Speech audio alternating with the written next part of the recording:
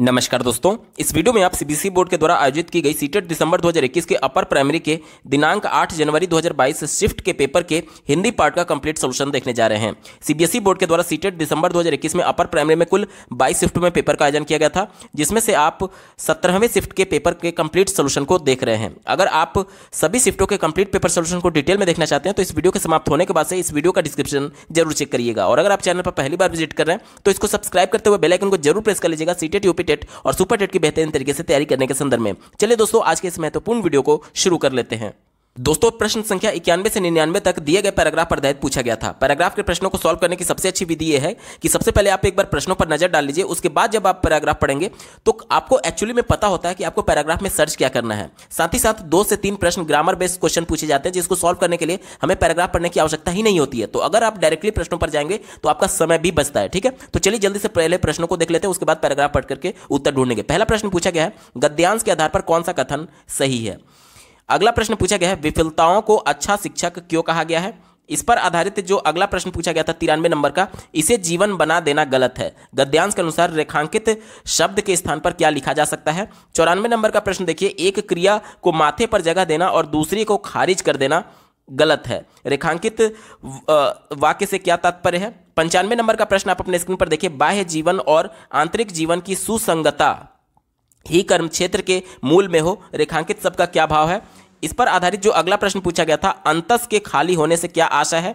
और 97 नंबर का प्रश्न आप अपने स्क्रीन पर देखिए, उपसर्ग और प्रत्यय की दृष्टि से सुसंगता का क्या विग्रह सही है। देखिए यहां पर मैं बता दूं कि ये एक ऐसा प्रश्न है जिसको सॉल्व करने के लिए आपको पैराग्राफ पढ़ने की आवश्यकता ही नहीं है। देखिए जब भी हम किसी शब्द का विग्रह करते हैं तो वहां पर मूल शब्द होता है और मूल शब्द के पहले जो जुड़ता है उसे उपसर्ग बोलते हैं और अंत में जो जुड़ता है वो प्रत्यय होता है। तो सबसे पहले आप समझ लीजिए कि मूल शब्द जो भी होगा वही हमारा उत्तर होगा। तो देखिए एक ही विकल्प में केवल मूल शब्द दिख रहा है, संगत, जिसका कोई सार्थक अर्थ होता है और इसके पहले ये लगा हुआ है, ये उपसर्ग हो गया और ये हमारा प्रत्यय हो गया। तो जब भी आपको इस प्रकार से तोड़ने के लिए बोले, विग्रह करने के लिए बोले, तो हमें बीच वाले को देखना होता है कि किसका सार्थक अर्थ निकल रहा है। तो देखिए तो पहला और तीसरे का तो कोई भी सार्थक अर्थ नहीं है, संग भी एक तरीके से इससे ज्यादा एप्रोप्रिएट हमारा ये वाला हो जाएगा ऑप्शन नंबर 2, क्योंकि आपको ये भी देखना होता है कि जब इन तीनों को मिलाएंगे तो क्या हमें मूल शब्द मिल रहा है, मतलब कि पूरा एप्रोप्रिएट शब्द मिल रहा है। तो इसको मिलाएंगे तो मिलेगा नहीं, इस केवल यही एक शब्द है जिसको मिलाने पर हमें ये वाला मिलेगा। ठीक है, तो इसमें हमें क्या क्या ध्यान देना होता है कि मूल शब्द का अपना अर्थ होना चाहिए और इसके पहले जो हम लगा रहे हैं और अंत में जो लगा रहे हैं वो भी उपसर्ग और प्रत्यय सही होना चाहिए। तो इसका उत्तर हो जाएगा ऑप्शन नंबर 2। ठीक है, 97 का ऑप्शन नंबर 2 बिल्कुल सटीक जवाब हो जाएगा। इस पर आधारित जो अगला प्रश्न पूछा गया था, किस शब्द में प्रत्यय का प्रयोग नहीं किया गया है। तो देखिए यहां से सफल शब्द मूल शब्द है और इसमें ता प्रत्यय लगा हुआ है, उपलब्ध मूल शब्द है और ता प्रत्यय लगा हुआ है, विफल मूल शब्द है और ता प्रत्यय लगा हुआ है। तो इन तीनों में तो लगा हुआ है, तो हमारा उत्तर नहीं होगा, क्योंकि हमसे पूछा गया था कि किसमें नहीं लगा हुआ है। देखिए एक ही विकल्प बचा, हार। हार में आपका कोई भी प्रत्यय नहीं लगा हुआ है, तो ऑप्शन नंबर 3 यहां पर बिल्कुल सटीक जवाब हो जाएगा। चलिए इस पर आधारित जो अंतिम प्रश्न पूछा गया था 99 नंबर का, आप अपने स्क्रीन पर देख पा रहे होंगे, पूछा गया था, एक क्रिया को माथे पर जगह देना, रेखांकित वाक्यांश का आशय क्या है। ठीक है, चलिए अब बाकी के प्रश्नों को सॉल्व करने के लिए हमें पैराग्राफ को पढ़ने की आवश्यकता पड़ेगी। जल्दी से पैराग्राफ को पढ़ लेते हैं। देखिए क्या कहा जा रहा है, विश्व में बहुत से ऐसे लोग हैं जिन्होंने असफल होने के बावजूद हार नहीं मानी और अंत में सफल हुए। विफलता से बेहतर कोई शिक्षक नहीं हो सकता। विफलता से बेहतर कोई शिक्षक नहीं हो सकता। विफलता हमें यह सवाल करने का मौका देती है कि मुझसे क्या गलत हुआ है। तो एक प्रश्न हमसे यह पूछा गया था कि विफलता हमें किस चीज का मौका देती है, तो हमें खुद से सवाल पूछने के लिए कि हमने क्या गलती किया है, यह हमें मौका देती है। आगे देखिए, जीत हार जीवन की क्रियाएं हैं, इसे जीवन बना देना गलत है। एक क्रिया को माथे पर जगह देना और दूसरे को खारिज कर देना गलत है। जीवन का आनंद, आनंद का जीवन इसी में निहित है कि बाह्य जीवन और आंतरिक जीवन की सुसंगता ही कर्म क्षेत्र के मूल में हो। भौतिक उपलब्धियों का ढेर अंतस के खाली होने की कीमत पर भी हो सकता है। अंतस का खाली होने का एक प्रश्न में हमसे प्रश्न पूछा गया था, तो अंतस मतलब अंतस का खाली होना, यानी कि हम संवेदन हीन होते जा रहे हैं, संवेदना हमारे अंदर खत्म होती जा रही है, हमारे अंतस में संवेदना खत्म होती जा रही है, हम केवल पैसे के पीछे भाग रहे हैं, उस सेंस में यहां पर आया हुआ है। आगे पढ़िए, हार इच्छा में शामिल नहीं हो पर लोक कल्याण में कोई सकारात्मक हस्तक्षेप ना होता तो जीत के लिए अपना सब कुछ दांव पर लगा देना भी उचित नहीं। सफलता और प्रगति जैसे शब्द नए अर्थ तय करने होंगे। ठीक है, ये पूरा हो गया पैराग्राफ। अब चलिए इस पर आधारित प्रश्नों को जल्दी जल्दी देख लेते हैं। 91 नंबर का प्रश्न पूछा गया था, गद्यांश के आधार पर कौन सा कथन सही है। पहला दिया गया कि असफल होने वाले व्यक्ति कभी सफल नहीं हो पाते। तो इस प्रकार का कोई भी पैराग्राफ में मेंशन नहीं किया गया, तो ये गलत हो गया। दूसरा देखिए, हार जीत को जीवन बना देना गलत है, ये पैराग्राफ के अनुसार बिल्कुल एप्रोप्रिएट है। तीसरा देख लिया, असफलताएं सीखने का मौका नहीं देती, तो ये भी गलत है। चौथा देखिए, एक बार असफल होने पर पुनः कोशिश करना बेकार है, तो ये भी गलत है। पैराग्राफ के अनुसार ऑप्शन नंबर 2 यहां पर बिल्कुल सटीक जवाब हो जाएगा। ठीक है, चलिए 92 नंबर का प्रश्न पूछा गया था, विफलताओं को अच्छा शिक्षक क्यों कहा गया? क्योंकि विफलताएं हमें अपनी गलतियों को समझने का मौका देती है। ठीक है, ऑप्शन नंबर 1 पैराग्राफ के अनुसार बिल्कुल एप्रोप्रिएट जवाब है। बात करेंगे प्रश्न संख्या 93 की, आप अपने स्क्रीन पर देख पा रहे होंगे, पूछा गया था कि इसे जीवन बना देना गलत है, इसे जीवन बना देना गलत है, वाक्यांश के अनुसार रेखांकित शब्द का अर्थ क्या है? तो वहां पर जीत और हार की बात की गई थी कि जीत और हार को जीवन बना देना गलत है, क्योंकि जीत और हार हमारे जीवन का एक पार्ट मात्र है, इसे जीवन नहीं बनाया जा सकता। ठीक है, तो ऑप्शन नंबर 1 इसका बिल्कुल सटीक जवाब हो जाएगा। 94 नंबर का प्रश्न पूछा गया था, आप अपने स्क्रीन पर देख पा रहे होंगे, एक क्रिया को माथे पर जगह देना और दूसरे को खारिज कर देना रेखांकित शब्द से क्या आशय है? तो देखिए, असफलताओं को अस्वीकार कर देना गलत है। देखिए, हमसे पैराग्राफ में पूछा गया था, कहा गया था कि सफलता के समय हम बहुत ज्यादा उत्साहित हो जाते हैं और असफलता को खारिज कर देते हैं, यानी कि असफलता को हम लोग अस्वीकार कर देते हैं, इग्नोर कर देते हैं, तो यह गलत है। पैराग्राफ के अनुसार विकल्प नंबर 1 इसका बिल्कुल सटीक जवाब हो जाएगा। इस पर आधारित जो 95 नंबर का प्रश्न पूछा गया था, आप अपने स्क्रीन पर देख पा रहे होंगे, बाह्य जीवन और आंतरिक जीवन की सुसंगतता ही कर्म क्षेत्र के मूल में हो, रेखांकित शब्द का क्या भाव है? तो इसका उत्तर हो जाएगा, देखिए, अनुरूपता, यानी कि जिस प्रकार से हमारा बाह्य जीवन है, आंतरिक जीवन भी उसी अनुरूप होना चाहिए। ठीक है, ऑप्शन नंबर 1 गद्यांश के अनुसार बिल्कुल सटीक जवाब हो जाएगा। ठीक है, चलिए इस पर आधारित जो अगला प्रश्न पूछा गया था, आप अपने स्क्रीन पर देख पा रहे होंगे, अंतस के खाली होने से क्या तात्पर्य है? तो जीवन में संवेदनहीनता होना, यानी संवेदन शून्यता होना, ऑप्शन नंबर 3 इसका बिल्कुल सटीक जवाब हो जाएगा। ठीक है, चलिए इस पर आधारित जो अगला प्रश्न पूछा गया था 97 नंबर का, आप अपने स्क्रीन पर देख पा रहे होंगे, इसका उत्तर हमने पहले ही देख लिया था, तो इसका उत्तर कौन सा सही हो जाएगा? ऑप्शन नंबर 2 इसका बिल्कुल सटीक जवाब था। इस पर आधारित जो अगला प्रश्न था 98 नंबर का, किस शब्द में प्रत्यय नहीं था? तो हार में प्रत्यय नहीं लगा हुआ था, यानी अंतिम 98 नंबर के प्रश्न का उत्तर हो जाएगा ऑप्शन नंबर 3 हार, इसका बिल्कुल सटीक जवाब हो गया था। और इस पर आधारित जो अंतिम प्रश्न पूछा गया था, एक क्रिया को माथे पर जगह देना रेखांकित वाक्यांश का आशय क्या है? तो इसका उत्तर हो जाएगा, देखिए 99 नंबर का उत्तर हो जाएगा सर्वश्रेष्ठ मान लेना, यानी कि हमने उसको बिल्कुल एकदम सर्वोच्च मान लिया कि हम जीत चुके हैं, हम सफल हो चुके हैं, यानी इसे सर्वोच्च मान लेना, सर्वश्रेष्ठ मान लेना। और जब हार होगा तो हम उसको अस्वीकार कर देते हैं, उस सेंस में आया हुआ था। तो ऑप्शन नंबर 4 यहां पर बिल्कुल सटीक जवाब हो जाएगा। दोस्तों, प्रश्न संख्या 100 से लेकर के 105 तक दिए गए कविता पर आधारित पूछा गया था। इसके भी पहले प्रश्नों को देख लेते हैं, उसके बाद से कविता पढ़ करके इसका उत्तर ढूंढेंगे। पहला प्रश्न दिया गया था, वे ही मिले फूले फले में वे का प्रयोग किनके लिए किया गया है? इस पर आधारित जो अगला प्रश्न पूछा गया है, आप अपने स्क्रीन पर देख पा रहे होंगे, कविता में किनकी चर्चा की गई है? 102 नंबर का प्रश्न आप अपने स्क्रीन पर देखिए, पूछा गया था कि अथक परिश्रम करने वाले व्यक्ति की क्या पहचान है? 103 नंबर का प्रश्न देखिए, सैकड़ों मरुभूमि में नदियां बहा देते हैं वे में रेखांकित पंक्ति का भाव क्या है? इस पर आधारित जो 104 नंबर का प्रश्न है, आप अपने स्क्रीन पर देखिए, पूछा गया था कि वीर से भाववाचक संज्ञा शब्द कौन सा बनेगा? तो देखिए, वीर से भाववाचक संज्ञा हमसे पूछा गया है, तो देखिए वीर से वीरता बनेगा, वीर से क्या बनेगा? वीरता बनेगा। भाववाचक संज्ञा क्या होता है? जिसे हम लोग ना तो छू सकते हैं ना तो देख सकते हैं, सिर्फ महसूस कर सकते हैं कि हाँ वो वीर है, वो उसने वीरता वाला काम किया है। ठीक है, तो ऑप्शन नंबर 4 इसका बिल्कुल सटीक जवाब हो जाएगा, वीरता। ठीक है, चलिए इस पर आधारित जो अंतिम प्रश्न पूछा गया था, पर्वत के लिए सर्वाधिक उपयुक्त विशेषण कौन सा है?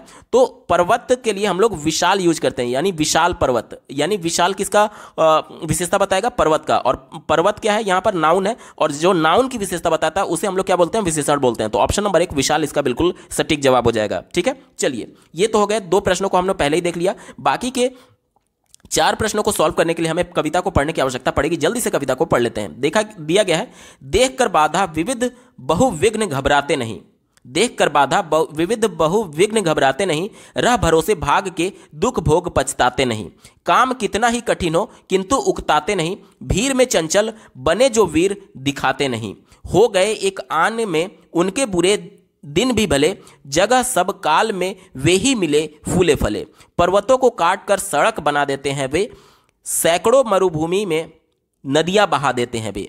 तो यहां पर ऐसे व्यक्ति की बात की गई जो कि बहुत ज्यादा परिश्रम करते हैं और वो कभी भी परेशानियों को देख करके घबराते नहीं और पछताते नहीं है। ठीक है, और कभी भी आप भाग्य के भरोसे नहीं रखते। ठीक है, और कितना भी कठिन काम हो उसको देख करके उकताते नहीं, यानी उबते नहीं है उस काम से। ठीक है, और इनका जो बुरा दिन होता है वो भी भला होता है। ठीक है, और इन्हीं के लिए बोला गया था कि मिले वे ही मिले फूले फले। तो हमसे एक प्रश्न पूछा गया था ये किसके लिए यूज किया गया है, तो ऐसे व्यक्ति के लिए जो परिश्रम करते हैं उनके लिए यूज किया गया। ठीक है, तो चलिए अब बाकी के प्रश्नों को जल्दी जल्दी देख लेते हैं।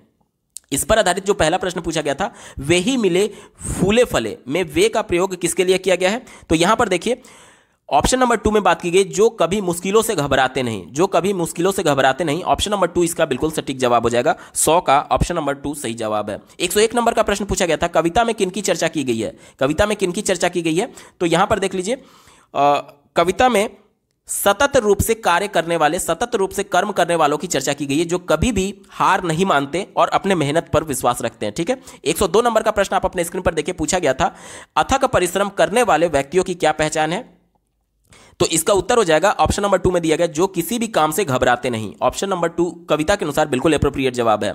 इस पर आधारित जो अगला प्रश्न पूछा गया था 103 नंबर का, सैकड़ों मरुभूमि में नदियां बहा देते हैं वे में रेखांकित पंक्ति का भाव क्या है, तो जो असंभव कार्य को भी संभव कर देते हैं, असंभव कार्य को भी संभव कर देते हैं, यानी कि ऐसी भूमि जहां पर जल का एक बूंद भी नहीं है वहां पर भी वो नदियां बहा देते हैं, यानी असंभव कार्य को संभव करके दिखा देते हैं। ऑप्शन नंबर 2 इसका बिल्कुल सटीक जवाब हो जाएगा। बाकी के 2 प्रश्नों को हमने पहले ही उत्तर देख लिया था। 104 नंबर में पूछा गया था कि वीर से भाववाचक संज्ञा क्या बनेगा, तो इसका ऑप्शन नंबर 4 सही था, वीरता। और इस पर आधारित अंतिम जो प्रश्न पूछा गया था, पर्वत के लिए सर्वाधिक उपयुक्त विशेषण कौन सा है, तो ऑप्शन नंबर 1 विशाल इसका बिल्कुल सटीक जवाब हो गया था। अगला प्रश्न पूछा गया था, यहां पर देखिए 2 प्रकार की स्थिति दी गई है और दोनों में अलग अलग भाषा की बात की गई है। ठीक है, और हमसे यह पूछा जा रहा है कि कौशलों को ध्यान में रखते हुए उपयुक्त स्थितियां कौन सी हैं। ठीक है, चलिए जल्दी से पहले से कंडीशन 1 को पढ़ लेते हैं।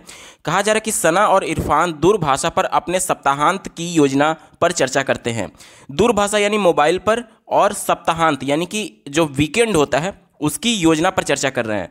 तो जाहिर सी बात है सना और इरफान अनौपचारिक भाषा का प्रयोग कर रहे होंगे, क्योंकि ये वीकेंड की बात है, छुट्टियां किस प्रकार से मनानी है उसके संदर्भ में अपने दोस्त से बात की जा रही है, तो ये अनौपचारिक भाषा का प्रयोग यहां पर किया जाएगा। ठीक है, और दूसरा स्थिति पढ़ लीजिए, रोहन की दी गई पाठ्य सामग्री को पढ़ता है और कहानी के मुख्य विचार का सारांशीकरण करता है। अब यहाँ पर रोहन जो है वो कक्षा में है, यानी कि औपचारिक माहौल में है, और इस दौरान वो पाठ्य सामग्री जो उसको दी गई है वो पढ़ रहा है और अपने मुख्य विचार को समराइज कर रहा है। ठीक है, तो यहाँ पर देख लीजिए कहानी को पढ़ने की जब बात आएगी तो कहानी कहाँ से पढ़ेगा, या तो कोई उसको वर्कशीट दिया गया होगा या तो बुक से पढ़ रहा होगा। तो बुक या फिर वर्कशीट की जो भाषा होती है वो औपचारिक भाषा होती है। ठीक है, अब देखिए दोनों में लैंग्वेज का ही प्रयोग किया जा रहा है, दोनों में भाषा का ही प्रयोग किया जा रहा है, एक जगह औपचारिक भाषा का, एक जगह अनौपचारिक भाषा का। भाषा के 2 कौशल होते हैं, भाषा बोलने के, भाषा का अंतःकरण करने के 2 कौशल होते हैं। पहला होता है BICS और दूसरा होता है CALP। दोनों में डिफरेंस क्या है ध्यान से समझिएगा।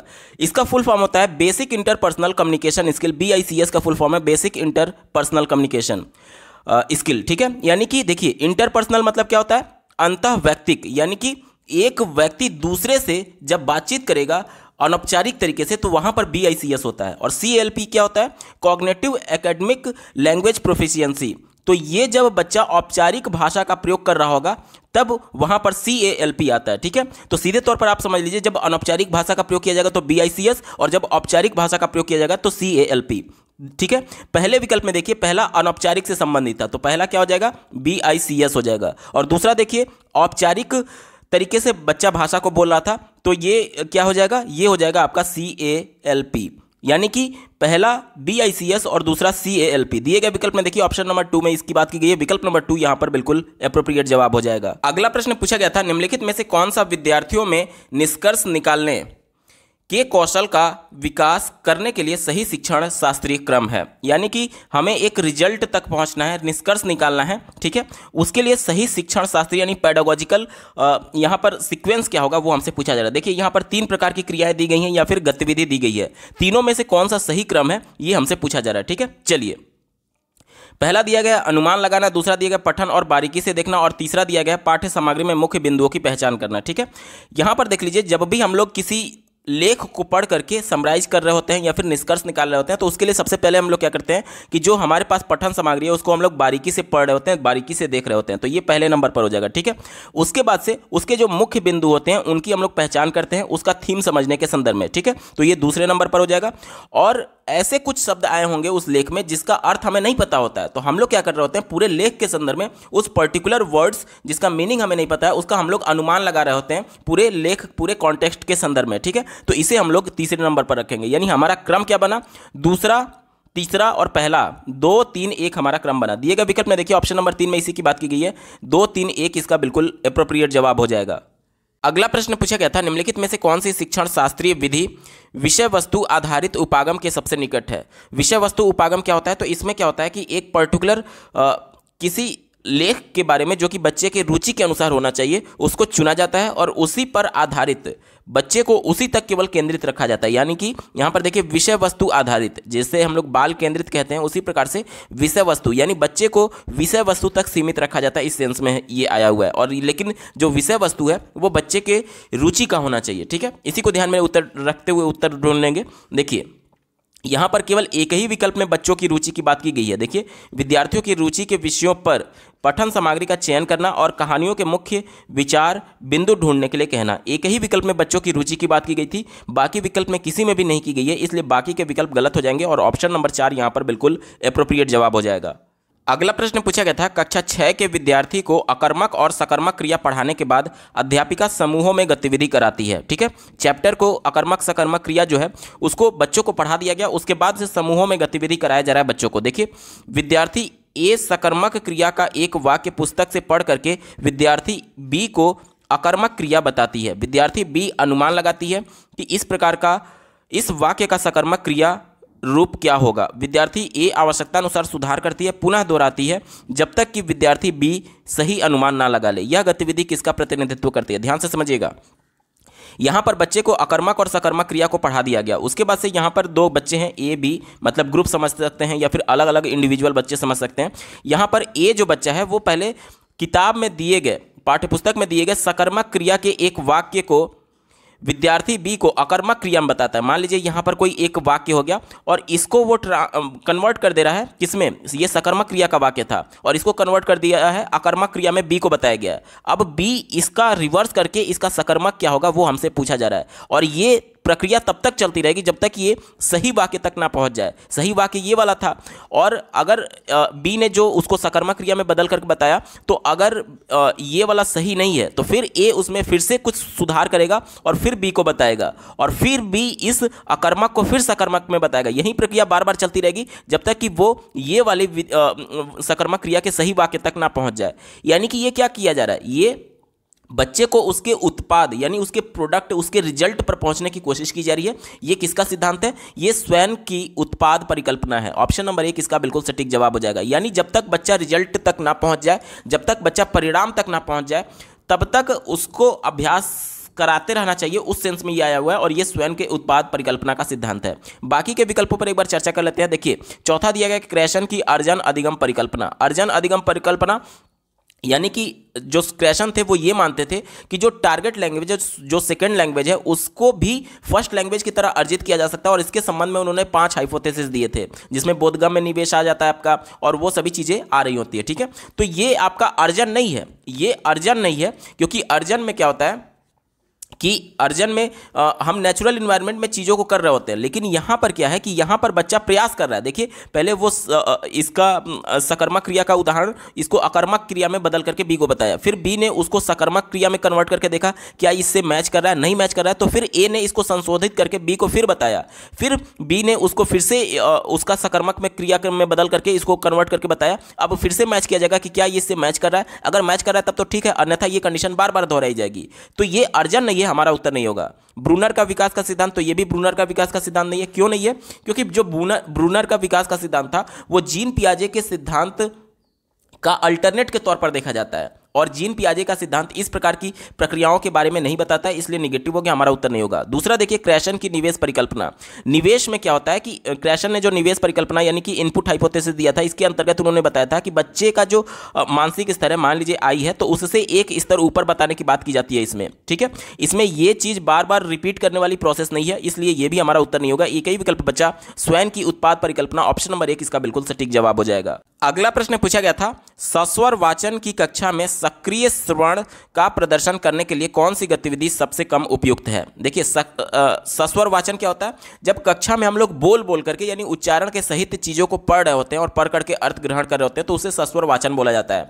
प्राइमरी या फिर अपर प्राइमरी स्तर में आप लोग देखते होंगे कि एक बच्चा खड़ा होकर के जोर जोर से पढ़ रहा होता है किताब में से और दूसरे बच्चे उसको ध्यानपूर्वक सुन रहे होते हैं। उसके बाद से अगले बच्चे की बारी आती है, उसके बाद से अगले बच्चे की, यही प्रक्रिया बार बार दोहराई जा रही होती है। ठीक है, तो इसे सस्वर वाचन कहते हैं। और इसमें पूछा जा रहा है कि सक्रिय श्रवण यानी कि सुन करके उसका अर्थ ग्रहण करना, इसके लिए कौन सी ऐसी गतिविधि है जो सबसे कम उपयुक्त है।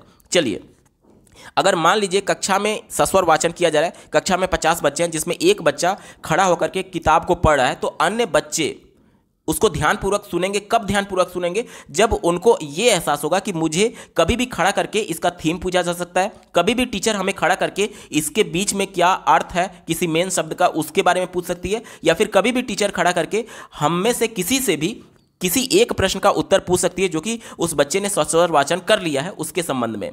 तो ये सभी तो सक्रिय श्रवण है, क्योंकि इस सभी कंडीशन में बच्चे जो हैं वो सक्रिय रूप से सुनेंगे, क्योंकि उनके मन में डर होगा कि कक्षा में कभी भी मेरे से प्रश्न पूछा जा सकता है इस जो भी बच्चा पढ़ रहा है उसके संदर्भ में। तो बच्चा वहां पर ध्यानपूर्वक सुनता है। ठीक है, इसी को ध्यान में रख करके उत्तर ढूंढेंगे। चौथे विकल्प से शुरुआत करते हैं। देखिए, कहा जा रहा है जैसे जैसे विद्यार्थी कहानी का प्रत्येक खंड पढ़ती जाती है, अध्यापक पूरी कक्षा में कहानी के उस भाग का सारांश प्रस्तुत करती जाती है और विद्यार्थी के आगे भाग पढ़ना जारी रखने के लिए कहती है। तो ये विकल्प देखिए, ये सक्रिय श्रवण का उदाहरण है। क्यों उदाहरण है? क्योंकि जब बच्चा पढ़ लिया, एक पैराग्राफ पढ़ लिया, तो वहां पर जो शिक्षिका है वो प्रत्येक पढ़े हुए भाग का एक्सप्लेनेशन दे रही है, यानी उसका सही से व्याख्या कर रही है। तो ये बात बिल्कुल सही है, इसमें बच्चे सक्रिय तौर पर सुन रहे होंगे। तो ये हमारा उत्तर नहीं होगा, क्योंकि हमसे कम उपयुक्त वाला यानी निगेटिव वाला पूछा गया था। तीसरा देखिए, जैसे कि विद्यार्थी कहानी पढ़ रही है, अध्यापक उससे फॉलो अप के लिए सवाल पूछती है, जैसे कि अमुक पर लेखक के विचारों के बारे में आप क्या सोचते हैं। तो जैसे जैसे बच्ची पढ़ रही है तो कक्षा में किसी से भी या फिर उसी बच्ची से सवाल पूछ सकती है कि इसमें लेखक का क्या विचार था। तो इस सेंस में बच्चा सक्रिय होकर के सुन रहा होता है कि इसका अर्थ क्या हो सकता है। जो कुछ भी कक्षा में पढ़ा जा रहा है उस सभी बच्चे उसको ध्यानपूर्वक सुनते हैं, क्योंकि उन्हें मन में ये रहता है कि कभी भी मेरा नंबर आ सकता है, कभी भी मुझे खड़ा करके सवाल पूछा जा सकता है। तो ये भी सक्रिय श्रवण का उदाहरण है। तो हमारा उत्तर नहीं होगा, क्योंकि हमसे निगेटिव वाला पूछा गया था। दूसरा देखिए, विद्यार्थी द्वारा कहानी पूरी पढ़ लेने के बाद अध्यापक उनसे प्रश्न पूछती है, तुमने इस कहानी से क्या सीखा। जाहिर सी बात है, जब बच्चा ध्यानपूर्वक सुनेगा तभी उस कहानी के थीम के बारे में जान पाएगा या फिर उसमें आ रही नैतिक शिक्षा के बारे में समझ पाएगा। इसके लिए आवश्यक यह है कि बच्चा ध्यानपूर्वक सुने, सक्रिय श्रवण करे। ठीक है, तो यह भी हमारा उत्तर नहीं होगा, क्योंकि इसमें भी सक्रिय श्रवण आएगा। एक ही विकल्प बचा, ऑप्शन नंबर 1। देखिए, विद्यार्थी कहानी पढ़ रही है, जब भी वह गलती करती है अध्यापिका उसे रोक देती है, सुधार करती है और दोहराने के लिए कहती है। यहां पर देखिए, यहां पर बच्ची कहानी तो पढ़ रही है, लेकिन जब वो गलती कर रही है तो उसको अध्यापिका रोक दे रही है और उसका सुधार कर रही है। तो इसमें बच्चे को ये लगेगा कि हमसे तो कुछ पूछा ही नहीं जा रहा है अन्य बच्चों से। जब भी वो गलती पढ़ रही है तो उसका केवल सुधार किया जा रहा है, करेक्शन किया जा रहा है। तो इसमें सभी बच्चे धीरे धीरे निष्क्रिय बन जाएंगे, यानी निष्क्रिय श्रवण हो जाएगा, यानी ये निगेटिव सेंस में। और चूंकि हमसे निगेटिव वाला ही पूछा गया था, ऑप्शन नंबर 1 यहाँ पर बिल्कुल सटीक जवाब हो जाएगा। देखिए, यहाँ पर क्यों बच्चे निष्क्रिय हो रहे हैं? क्योंकि उनके मन में इस प्रकार का भावना नहीं है कि मेरे से प्रश्न पूछा जा सकता है या फिर मेरे से कुछ पूछा जा सकता है। जब उनको ये लग रहा है कि जब बच्ची गलत पढ़ रही है, जब हमारा साथी गलत पढ़ रहा है, तो उसको टीचर केवल करेक्ट कर रही है, उससे कुछ पूछ नहीं रही है या फिर उस पर आधारित थीम के बारे में कुछ भी चर्चा नहीं कर रही है, तो इससे बच्चे निष्क्रिय बन जाएंगे। इसलिए ये कम उपयुक्त होगा और निगेटिव है। चूंकि हमसे निगेटिव वाला पूछा गया था, ऑप्शन नंबर 1 सही जवाब है।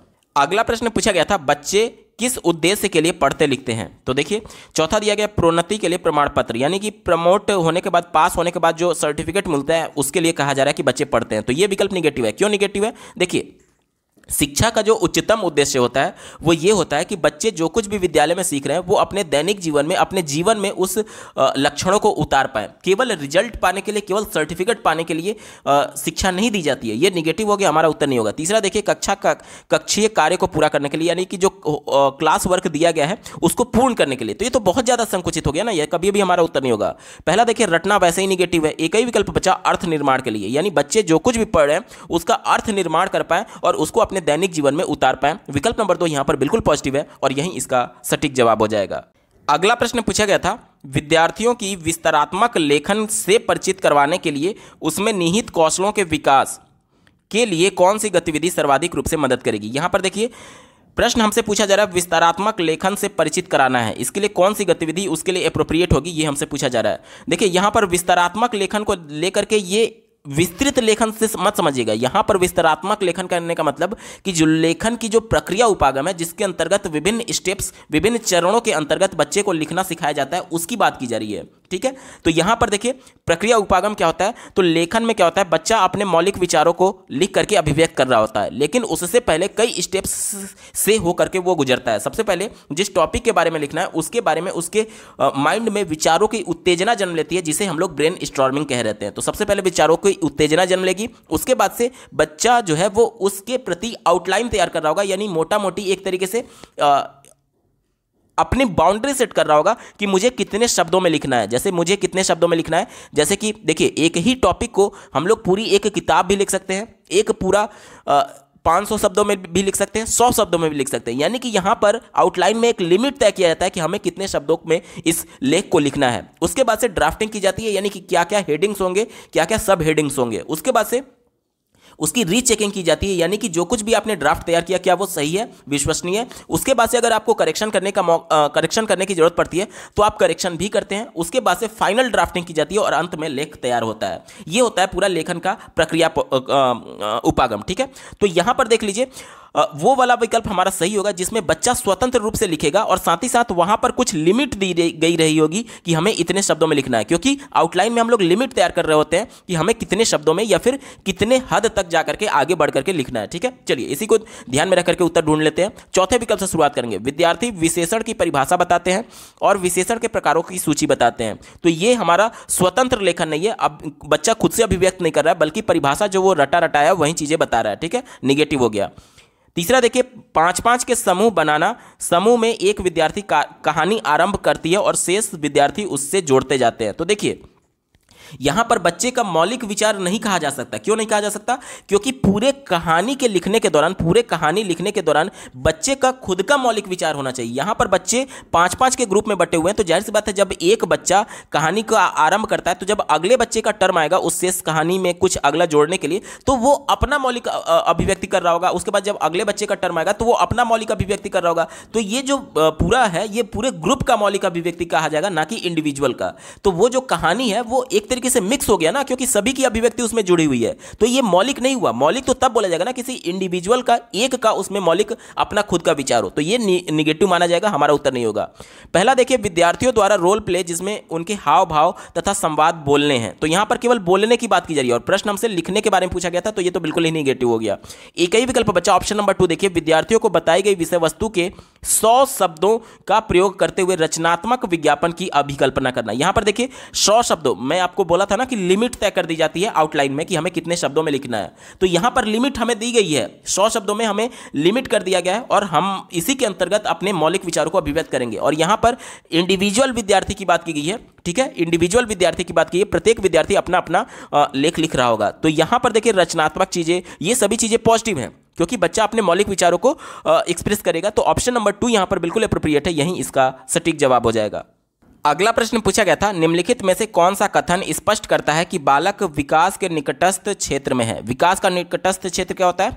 तो इसे जोन ऑफ प्रॉक्सिमल डेवलपमेंट बोलते हैं, यानी कि जेडपीडी बोलते हैं। देखिए इसको थोड़ा सा आप समझ लीजिए, आपका कॉन्सेप्ट बिल्कुल क्लियर हो जाएगा। जोन ऑफ प्रॉक्सिमल डेवलपमेंट यानी कि जेडपीडी होता क्या है? तो ये लेव वाइगोत्स्की के द्वारा दिया गया एक महत्वपूर्ण टर्म है, जिसमें उन्होंने बताया कि बच्चा अपने खुद के प्रयास से अगर यहाँ तक पहुँच जा रहा है और अगर उसको बाहर से हेल्प दी गई और बच्चे का लक्ष्य यहाँ तक है, तो बाहर के हेल्प की वजह से अगर वो यहाँ तक पहुँच गया तो अपने प्रयास और हेल्प की वजह से वो जहाँ तक पहुँचा उसके बीच के एरिया को ही, इस बीच के क्षेत्र को ही जोन ऑफ प्रॉक्सिमल डेवलपमेंट यानी निकटस्थ विकास का क्षेत्र कहते हैं। ठीक है, यानी कि यहां पर किन किन बातों का हमें ध्यान देना है? विकल्प चुनते समय उन बातों का ध्यान देना है कि एक तो उसको बाहर से हेल्प मिलनी चाहिए और दूसरा बाहर से हेल्प मिलने के बाद से वो अपने टारगेट पर पहुंच जाना चाहिए, यानी वो सफल हो जाना चाहिए। ठीक है, अगर बाहर से हेल्प मिली लेकिन वो सफल नहीं हुआ, यानी इस पॉइंट तक नहीं पहुंचा, तो वो जेडपीडी नहीं बोला जाएगा। अगर उस बच्चा यहां पर है और उसको बाहर से हेल्प भी नहीं मिल रहा है तो भी वो जेडपीडी नहीं बोला जाएगा। यानी कि जेडपीडी होने के लिए आवश्यक क्या है कि बच्चा अपने प्रयास से किसी पॉइंट तक पहुंचा और उसको बाहर से हेल्प मिली और उसके हेल्प की वजह से वो सफल हो गया, अपने टारगेट तक पहुंच गया, तो इसे जेडपीडी बोला जाएगा। इसी को ध्यान में रखते हुए उत्तर ढूंढेंगे। चौथे विकल्प से शुरुआत कर लेते हैं। अपनी अध्यापिका द्वारा गद्य खंड की संरचना में मदद करने मुख्य बिंदु के देने के बावजूद भी रूपी वर्णात्मक गद्य खंड नहीं लिख पाती है। ध्यान से समझिएगा, यहां पर मदद तो दी जा रही है, मदद दी जा रही है, लेकिन बच्ची फिर भी सफल नहीं हो पा रही है, अपने लक्ष्य तक नहीं पहुंच पा रही है, नहीं लिख पा रही है। तो मदद के साथ साथ बच्चे का सफल होना भी इंपॉर्टेंट है जेडपीडी के लिए। यहां पर बच्चे को मदद तो मिला है लेकिन सफल नहीं हो पा रही है, तो यह निगेटिव हो गया। ठीक है, तीसरा देखिए, मुनीरा अपने वर्तमान स्तर से कहीं आगे पठन सामग्री प्रवाह के साथ पढ़ सकती है और अपने सहपाठियों की कठिनाई महसूस करने में उनकी सहायता भी करती है। देखिए, यहां पर केवल बच्चों की कठिनाई को समझने में उनकी हेल्प की जा रही है, बच्चे को हेल्प के बाद से बच्चा सफल हो पा रहा है या नहीं इसके बारे में जानकारी नहीं दी गई है। और जेडपीडी होने के लिए क्या रिक्वायरमेंट है कि बच्चे की मदद तो की जाएगी, साथ ही वो सफल भी होना चाहिए। तो यहां पर सफलता की बात नहीं की गई है, निगेटिव हो गया, हमारा उत्तर नहीं होगा। पहला विकल्प देखिए, अर्जुन दी गई पाठ्य सामग्री को समझ के साथ पढ़ सकता है और इससे संबंधित प्रश्नों के उत्तर दे सकता है। तो यहां पर किसी बाहरी व्यक्ति की हेल्प नहीं की गई है, इसलिए यहां पर ना तो हेल्प है, हेल्प नहीं है, इस वजह से यह जेडपीडी का पार्ट नहीं माना जाएगा। एक ही विकल्प बचा, ऑप्शन नंबर 2 देखिए, अध्यापक द्वारा क्रिकेट पर गद्य खंड लिखने का तरीका प्रस्तुत करने व फुटबॉल पर मुख्य बिंदु देने के बाद साहिल फुटबॉल पर गद्य खंड लिख सकता है। यहां पर देखिए, मुख्य बिंदु देने के बाद यानी उसकी हेल्प की गई है मुख्य बिंदु दे करके, मुख्य शब्द दे करके, और इसके बाद से जो साहिल है वो फुटबॉल पर गद्य खंड लिख पा रहा है, यानी सफल हो रहा है अपने लक्ष्य में। तो हेल्प भी है और सफल भी हो रहा है, तो यही जेडपीडी है। ऑप्शन नंबर 2 इसका बिल्कुल सटीक जवाब हो जाएगा। अगला प्रश्न पूछा गया था, निम्नलिखित में से कौन सी व्याकरणिक अवधारणाएं आगमनात्मक उपागम के द्वारा सर्वाधिक उपयुक्त तरीके से समझाई जा सकती है। यानी कि आगमनात्मक विधि का प्रयोग करते हुए कौन सा इन चारों में से सबसे अच्छे तरीके से समझाया जा सकता है, ये हमसे पूछा जा रहा है। ध्यान से समझिएगा, पहले समझ लेते हैं कि आगमनात्मक उपागम होता क्या है। तो देखिए, दो प्रकार के उपागम होते हैं, एक तो आगमनात्मक जो कि हमसे प्रश्न में पूछा गया, और दूसरा होता है निगमनात्मक। निगमनात्मक में क्या होता है, देखिए ये नी से शुरू हो रहा है, तो यानी कि ये इसमें पहले नियम बताया जाएगा, नियम बता करके तब उदाहरण बताया जाता है, और आगमनात्मक विधि में पहले उदाहरण बताया जाता है तब नियम बताया जाता है। ठीक है, इसी को ध्यान में रख करके उत्तर ढूंढेंगे। देखिए, जो भी बच्चे को व्याकरण का नियम बताया जाता है, ध्यान से समझिएगा, जो भी बच्चे को व्याकरण का नियम बताया जाता है प्राइमरी और अपर प्राइमरी में, बच्चे को उसकी कॉन्टेक्स्ट में बताया जाता है। जो कुछ भी बच्चे को कहानी सुनाया जा रहा है या फिर किताब पढ़ाया जा रहा है, तो उस किताब कहानी के माध्यम से ही बताया जाएगा, अलग से उसको व्याकरण पढ़ाने की पैरवी नहीं करता है एनसीएफ और राष्ट्रीय शिक्षा नीति 2020। इसी को ध्यान में रख करके उत्तर ढूंढेंगे। देखिए, यहां पर जब मैं आपसे बातचीत कर रहा हूं, तो मैं किस प्रकार के वाक्यों का प्रयोग कर रहा हूं, किस प्रकार के शब्दों का प्रयोग कर रहा हूं, मैं आपसे सरल वाक्यों का प्रयोग कर रहा हूं, यानी अफर्मेटिव सेंटेंसेज का प्रयोग कर रहा हूं, सकारात्मक या फिर इस प्रकार की चीजें हैं जो कि सरल वाक्य हैं। सरल वाक्य क्या होता है, जिसमें एक ही कर्ता है और एक ही क्रिया है। जैसे अगर मैं ये बोलूं कि मेरा नाम नीरज है, और अगर मैं ये बोलूं कि मैं आपको पढ़ा रहा हूं, मैंने क्या बोला, मैं आपको पढ़ा रहा हूं, तो यहां पर सब्जेक्ट क्या हो गया, यहां पर सब्जेक्ट हो गया मैं, और यहां पर क्या काम किया जा रहा है मेरे द्वारा,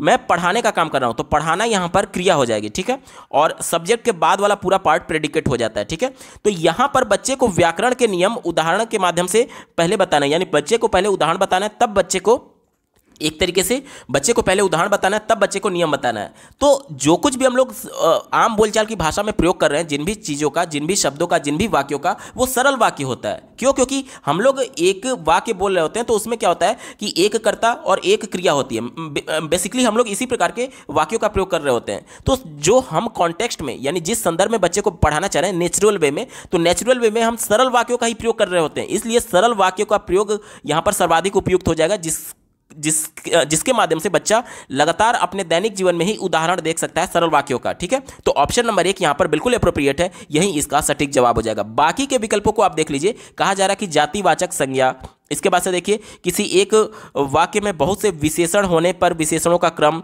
इसके बाद से सकर्मक क्रिया से अकर्मक क्रिया में बदलने, तो ये सभी चीज़ें जो है ना, ये सभी चीज़ों को बच्चे को स्पेसिफिक उदाहरण देना पड़ेगा, जो कि पर्टिकुलर इस टॉपिक से जुड़े होंगे। लेकिन सरल वाक्य में क्या है कि जो कुछ भी आप बोल रहे हैं, जो कुछ भी मैं बोल रहा हूं, वो सब सरल वाक्य का उदाहरण हो जाएगा। इस वजह से ये ज़्यादा आसान तरीके से बच्चे को कॉन्टेक्स्ट में समझाया जा सकता है। बाकी के ये थोड़ा सा उसके कंपेरिजन में कठिन होगा बच्चे के लिए। ठीक है, और यही हमसे पूछा गया था कि सर्वाधिक उपयुक्त तरीके से कौन सा समझाया जा सकता है, तो विकल्प नंबर 1 यहां पर बिल्कुल एप्रोप्रिएट जवाब हो जाएगा। अगला प्रश्न पूछा गया था, पठन के संदर्भ में बारीकी से पढ़ना, या फिर जिसे स्कैनिंग बोलते हैं अंग्रेजी में, इसे क्या कहा जाता है? तो बारीकी से पढ़ना यानी किसी भी चीज में स्कैनिंग का मतलब होता है कि किसी भी लेख में किसी पर्टिकुलर पॉइंट को ढूंढना, सर्च करना। ठीक है, ऑप्शन नंबर 1 में देखिए, किसी विशिष्ट सूचना के लिए पढ़ना। अब यहां पर हमारा उद्देश्य क्या है? इस विशिष्ट सूचना को प्राप्त करना, यानी उसे सर्च कर रहे हैं हम लोग। तो ऑप्शन नंबर 1 यहां पर बिल्कुल पॉजिटिव है और यही इसका सटीक जवाब हो जाएगा।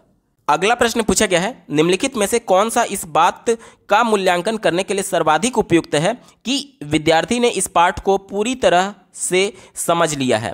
अब बच्चे पाठ को समझे हैं या नहीं, इसका मूल्यांकन कैसे किया जा सकता है? इसका मूल्यांकन ऐसे किया जा सकता है कि बच्चे को पाठ का थीम बता पा रहे हैं या नहीं, क्योंकि जब जाहिर सी बात है थीम बता लेंगे, यानी उसका सारांश बता लेंगे, उसका पूरा निचोड़ बता लेंगे, तो जाहिर सी बात है उस चैप्टर को या फिर उस एक तरीके से पाठ को बच्चे ने अच्छे तरीके से समझ लिया है। ठीक है, तो इसी को ध्यान में रखते हुए उत्तर ढूंढेंगे। पहला दिया गया, उनसे प्रश्न पूछिए कि पाठ के मुख्य पात्र कौन से थे। तो पाठ में मान लीजिए कि बहुत सारे कैरेक्टर होते हैं, तो अगर केवल मेन कैरेक्टर कौन सा है इसके बारे में अगर केवल बच्चा बता पा रहा है तो ये तो एक तरीके से बहुत संकुचित हो गया ना। जैसे आप ऐसे समझिए कि मान लीजिए आप पूरा मूवी देखते हैं, पूरा मूवी आपने देखा, तो उसमें से मेन कैरेक्टर कौन था? तो जाहिर सी बात है जो हीरो है वही मेन कैरेक्टर है। तो इसका मतलब ये नहीं है कि आप पूरे मूवी को समझे हैं, आप केवल मेन कैरेक्टर के बारे में जानते हैं, पूरी मूवी को आप जानते हैं या नहीं इसके बारे में जानकारी नहीं मिल रही है। और हमें क्या पूछा गया था कि पूरी तरीके से समझना, पूरी तरीके से तब समझा जाएगा जब बच्चा उस कहानी को अपने मौलिक विचारों के माध्यम से अभिव्यक्त कर पाएगा, यानी कि अपने शब्दों में अभिव्यक्त कर पाएगा। तो यहां पर केवल मेन कैरेक्टर की बात की जा रही थी, इसलिए निगेटिव हो गया, हमारा उत्तर नहीं होगा। दूसरा देखिए, पाठ को पढ़ते समय जो भी शब्द अपरिचित या नए लगे उन्हें घेरा बनाइए। तो यह भी निगेटिव है, क्योंकि यहां पर जैसे मान लीजिए कोई पाठ पढ़ते समय कोई नया शब्द आ गया, कोई ऐसे शब्द आ गया जिसे हम नहीं जानते हैं, तो जाहिर सी बात है उसका कॉन्टेक्स्ट के संदर्भ में हम लोग अनुमान लगा रहे होते हैं, और अनुमान लगा करके पूरा थीम निकालने की कोशिश करते हैं, तभी हम ये समझेंगे कि हमने उस पाठ को पूरा समझ लिया है। यहाँ पर हमने केवल घेरा बना दिया है, लेकिन उस शब्द का क्या कॉन्टेक्स्ट में अर्थ है या फिर उसका पूरा थीम क्या है ये हम नहीं समझ पा रहे हैं, इसलिए इसे पूरी तरीके से समझना नहीं कहा जाएगा, निगेटिव हो गया, हमारा उत्तर नहीं होगा। चौथा देखिए, अपने किसी सहपाठी के साथ मिलकर कहानी के कुछ हिस्सों का अभिनय करना। तो यहां पर देख लीजिए, कहानी में अलग अलग एक तरीके से ट्विस्ट होते हैं, अलग अलग चैप्टर्स होते हैं। तो उस कंडीशन में चैप्टर्स कहने का मतलब कि देखिए, आप नॉवेल पढ़ते हैं तो एक ही कहानी चल रही है, उसमें अलग अलग चैप्टर्स बांट दिए जाते हैं कि इस समय क्या हुआ, उस समय क्या हुआ, उस सेंस में आप चैप्टर को अलग पार्ट मत समझ लीजिएगा। ठीक है, तो एक चैप्टर को, एक पर्टिकुलर सिचुएशन को केवल आप अभिनय कर रहे हैं, इसका मतलब ये नहीं है कि आप पूरे पार्ट को समझ लिए हैं। अगर आप पूरे पार्ट का थीम लेकर के अगर अभिनय कर रहे होते तब ये माना जाता है कि आप पूरे पार्ट को समझे हुए हैं। यहां पर केवल कुछ हिस्सों की बात की गई थी, पूरे सारांश की बात नहीं की गई है, पूरे के समराइज करने की बात नहीं की गई, इसलिए यह भी हमारा उत्तर नहीं होगा। एक ही विकल्प बचा, ऑप्शन नंबर 3 देखिए, पढ़े गए पाठ का उपयुक्त शीर्षक बताइए। अब देखिए, जब बच्चे को पूरा पाठ पढ़ा दिया गया, पाठ पढ़ने के बाद से बच्चा उसका अर्थ समझेगा, अर्थ समझ करके उसका पूरा थीम समझेगा, पूरा सारांश समझेगा, तभी तो वो जान पाएगा कि एक्चुअली में बात किसकी की जा रही है, किस पॉइंट की बात की जा रही है,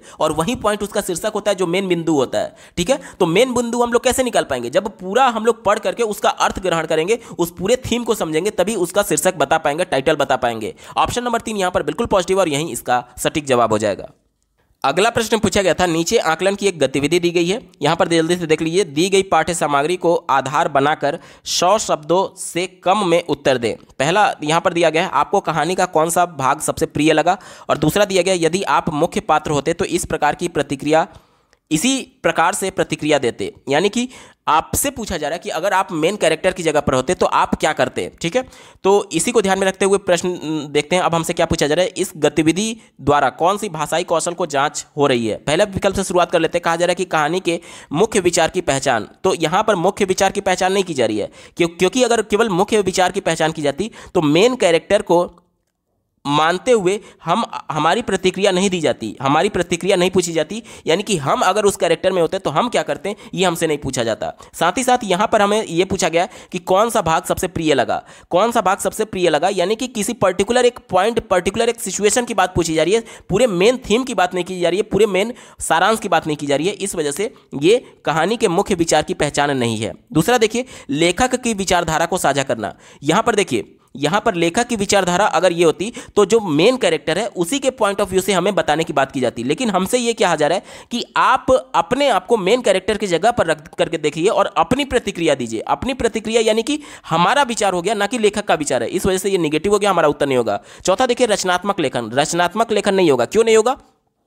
क्योंकि रचनात्मक लेखन में बच्चा अपने मौलिक विचारों को अभिव्यक्त कर रहा होता है और यहाँ पर आपको पाठ्य सामग्री कहानी बता करके और उस पर आधारित प्रश्नों को पूछा जा रहा है। यानी कि आप बंधे हुए हैं कि जो कहानी है उसी के इर्द गिर्द आप घूम सकते हैं, अपने मौलिक विचारों को एक्सप्रेस नहीं कर सकते बहुत ज़्यादा, क्योंकि आप उसके थीम से बंधे हुए हैं, इसलिए इसे रचनात्मक लेखन नहीं कहा जाएगा। ठीक है, एक ही विकल्प बच्चा ऑप्शन नंबर 3 देखिए, अपना विचार विमर्श प्रस्तुत करना। यह बात बिल्कुल पॉजिटिव है। कैसे, ध्यान से देखिएगा, यहां पर मेन कैरेक्टर को मानते हुए अपने विचार को एक्सप्रेस करने की बात की गई है, इसलिए अपना विचार प्रस्तुत करना यहां पर बिल्कुल एप्रोप्रिएट जवाब हो जाएगा। विकल्प नंबर 3 सही उत्तर है।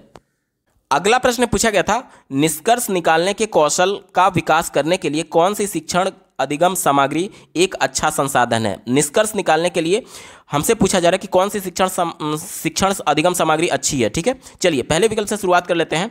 कहा जा रहा है कि प्रामाणिक वस्तुएं और पठन सामग्री। दूसरा दिया है कक्षा में शब्द दीवार। शब्द दीवार क्या होता है, जो कि आपके वॉल पर विभिन्न प्रकार के एक तरीके से चित्र बने होते हैं, विभिन्न प्रकार के अल्फाबेट्स लिखे होते हैं, उसकी बात की जा रही है। यानी कि जो दीवालों पर विभिन्न प्रकार की चित्रकारी की गई रहती है, बच्चों के लिए प्रिंट रिच एनवायरनमेंट प्रोड्यूस करने के सेंस में, उस सेंस में कहा जा रहा है। ठीक है, तो आगे पढ़िए। यहां पर प्रश्न हमसे निष्कर्ष निकालने के लिए बोला जा रहा है। निष्कर्ष निकालने के लिए यहां पर प्रिंट रिच एनवायरनमेंट इंपॉर्टेंट नहीं है। प्रिंट रिच एनवायरनमेंट क्या होता है, बच्चे को एक समृद्ध माहौल देता है जिसके माध्यम से वो चीज़ों को सीख रहे होते हैं शुरुआती दौर में। यहाँ पर बच्चा निष्कर्ष नहीं निकाल रहा होता है, चीज़ों को देख करके कम्युनिकेट करने की कोशिश करता है, चीज़ों को कोरिलेट करने की कोशिश करता है, समझने की कोशिश करता है, ना कि निष्कर्ष निकाल रहा होता है। ठीक है, तो ये हमारा उत्तर नहीं होगा। प्रामाणिक वस्तु और पठन सामग्री भी निष्कर्ष निकालने के सेंस में नहीं है। तीसरा देखिए, एक ही पठन सामग्री को भिन्न भिन्न भाषाओं में अनुवाद करना, तो यहां पर केवल ट्रांसलेट करने की बात की जा रही है, तो यह भी हमारा उत्तर नहीं होगा। एक ही विकल्प बचा ऑप्शन नंबर 4 देखिए, विभिन्न छवियों को दर्शाने वाले फ्लैश कार्ड और उनके आधार पर अनुमान लगाना कि वे किस बात पर हैं। देखिए, जब आपको एक फ्लैश कार्ड दिखाया गया और उस पर आपको अनुमान लगाना है, अनुमान लगाएंगे यानी कि आपके मन में कई हाइपोथेसिस चल रहे होंगे कि ये भी हो सकता है, ये भी हो सकता है, ये भी हो सकता है और ये भी हो सकता है। अब इन चारों हाइपोथेसिस, चारों परिकल्पनाओं में से आप किसी एक रिजल्ट पर ही पहुंच रहे होते हैं। आप चारों विकल्प को थोड़ी चुनेंगे, एक ही विकल्प को तो चुनेंगे। तो उन सभी परिकल्पनाओं में से एक विकल्प को चुन लेना, यानी आप किसी पर्टिकुलर एक रिजल्ट तक पहुंच रहे हैं, एक डिसीजन तक पहुंच रहे हैं, एक निष्कर्ष तक पहुंच रहे हैं। ऑप्शन नंबर 4 यहां पर बिल्कुल एप्रोप्रिएट है, यही इसका सटीक जवाब हो जाएगा। अगला प्रश्न पूछा गया था, निम्नलिखित में से कौन सा औपचारिक पत्र लेखन सिखाने के लिए मिश्रित अधिगम उपागम का सर्वाधिक उपयुक्त उदाहरण है। मिश्रित अधिगम उपागम क्या होता है, देखिए आज हम लोग ऑनलाइन कक्षा की बात करते हैं और ऑफलाइन कक्षा की बात करते हैं, तो एक ऐसा विकल्प जिसमें ऑनलाइन और ऑफलाइन दोनों की बात की जाएगी उसे ही मिश्रित बोला जाएगा। केवल ऑनलाइन होगा तो वो मिश्रित नहीं होगा, केवल ऑफलाइन होगा तो भी वो मिश्रित नहीं होगा, लेकिन ऑनलाइन और ऑफलाइन दोनों की हेल्प ली जा रही होगी अगर एक ही कक्षा में, तो उसे मिश्रित अधिगम उपागम बोलते हैं। ठीक है, चलिए इसी को ध्यान में रखकर के उत्तर ढूंढेंगे। चौथे विकल्प से शुरुआत कर लेते हैं। विद्यार्थी कक्षा में औपचारिक पत्र लेखन के कई उदाहरण देखते हैं और अध्यापक उन्हें औपचारिक पत्र लेखन के प्रारूप का अभ्यास करने के लिए कहती है। यहां पर देखिए कक्षा कैसी है, कक्षा ऑफलाइन है और ऑफलाइन में ही बच्चे को पढ़ाया जा रहा है। यहाँ पर केवल एक ही प्रकार की कक्षा की बात की गई, केवल ऑफलाइन, ऑनलाइन की बात नहीं की जा रही है, इसलिए ये मिश्रित का उदाहरण नहीं होगा। तीसरा देखिए, अध्यापक विद्यार्थियों को वीडियो कॉन्फ्रेंस क्या हो जाता है, ऑनलाइन कक्षा के माध्यम से औपचारिक पत्र लेखन पर एक व्याख्यान देती है और वीडियो पर औपचारिक पत्र के उदाहरण देखने के लिए कहती है। यानी कि वीडियो कॉन्फ्रेंसिंग के माध्यम से ही बच्चे को बताया जा रहा है, यानी ये केवल ऑनलाइन कक्षा का उदाहरण है, तो ये भी हमारा उत्तर नहीं होगा। पहला देखिए, अध्यापक कुछ विद्यार्थियों को ऑफलाइन तथा कुछ को वीडियो कॉन्फ्रेंसिंग के माध्यम से औपचारिक रूप से प्रारूप समझाती है। ध्यान से समझिएगा, यहां पर आपको लग रहा होगा कि ऑफलाइन और ऑनलाइन दोनों की बात की गई है, लेकिन आप ध्यान से समझिए ये पर्टिकुलर एक कक्षा में नहीं है। यहां पर कुछ विद्यार्थियों को ऑफलाइन पढ़ाया गया और कुछ विद्यार्थियों को ऑनलाइन पढ़ाया गया है, तो यहां पर एक ही कक्षा की बात नहीं की जा रही है, अलग अलग कक्षा की बात की जा रही है कि कुछ को उन्होंने ऑफलाइन पढ़ा दिया और कुछ को ऑनलाइन पढ़ाया। अगर एक ही कक्षा की बात की जाती, एक ही बच्चे को ऑफलाइन और ऑनलाइन दोनों माध्यम से पढ़ाया जाता, तब हमारा मिश्रित अधिगम उपागम होता। ये हमारा मिश्रित अधिगम उपागम नहीं है। एक ही विकल्प बचा ऑप्शन नंबर 2 देखिए, अध्यापक ऑफलाइन कक्षा में औपचारिक पत्र लेखन में पत्र का प्रारूप समझाती है और विद्यार्थियों को ऑनलाइन अभ्यास गतिविधि देती है कि अपने प्रधानाचार्य को एक पत्र लिखो। तो एक ही कक्षा में सभी बच्चों के साथ, बिना किसी भेदभाव के सभी बच्चों के साथ एक ही कक्षा में ऑफलाइन और ऑनलाइन दोनों कक्षा की बात की गई है। ऑप्शन नंबर 2 यहां पर मिश्रित अधिगम का उपागम होगा। विकल्प नंबर 2 यहां पर बिल्कुल सटीक जवाब है।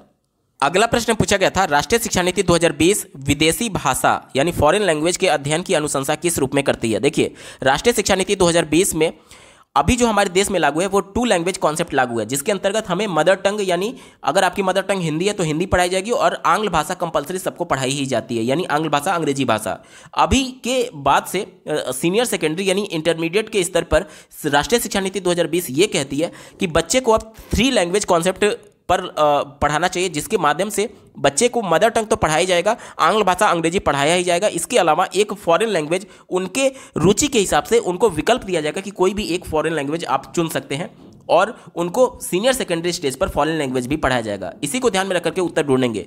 चौथा विकल्प दिया गया है राष्ट्रीय शिक्षा नीति विदेशी भाषा के अध्ययन की अनुशंसा नहीं करती है, तो ये तो बिल्कुल निगेटिव हो गया। तीसरा देखिए प्राथमिक चरण के दौरान की भाषा, तो विदेशी भाषा में प्राथमिक चरण में एक तरीके से प्राथमिक चरण यानी कि प्रारंभिक शिक्षा जो होती है वो कहा जा रहा है कि विदेशी भाषा में, जो कि निगेटिव है, क्योंकि प्राथमिक चरण के दौरान की जो भाषा होती है वो बच्चे का मदर टंग होता है, उसकी मातृभाषा होती है, ना कि विदेशी भाषा।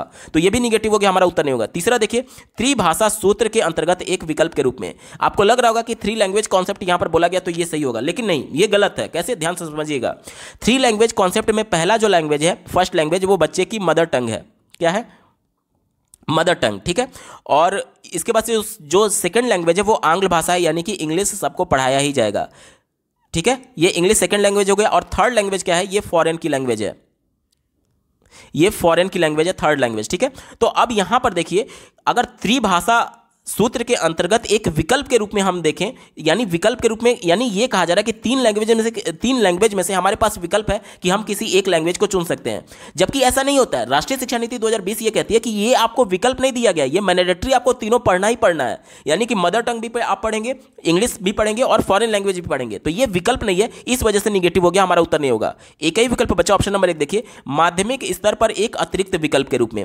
अब ये बिल्कुल पॉजिटिव है। कैसे? माध्यमिक स्तर पर अभी जो हमारे यहाँ सिचुएशन है, ये 2 लैंग्वेज तो पढ़ाई जाएगा, ये तो कंपलसरी है, और फॉरेन लैंग्वेज जो है इसमें आपके पास कई विकल्प रहेंगे, उन कई विकल्पों में से आपको एक चुनना होगा। और वहीं यहाँ पर कहा गया है कि माध्यमिक स्तर पर एक अतिरिक्त विकल्प के रूप में, यानी कि अन्य जो भी आपको लैंग्वेजेस दिए गए हैं उसमें से, जैसे फॉरेन लैंग्वेज के हो सकता है कि 10-15 लैंग्वेज का आपको ऑप्शन दिया जाए और उनमें से एक विकल्प आपको चुनना होगा, और बाकी के 2 लैंग्वेज तो आपको पढ़नी ही है। तो ये विकल्प बिल्कुल अप्रोप्रिएट है और यही हमारा बिल्कुल सटीक जवाब हो जाएगा।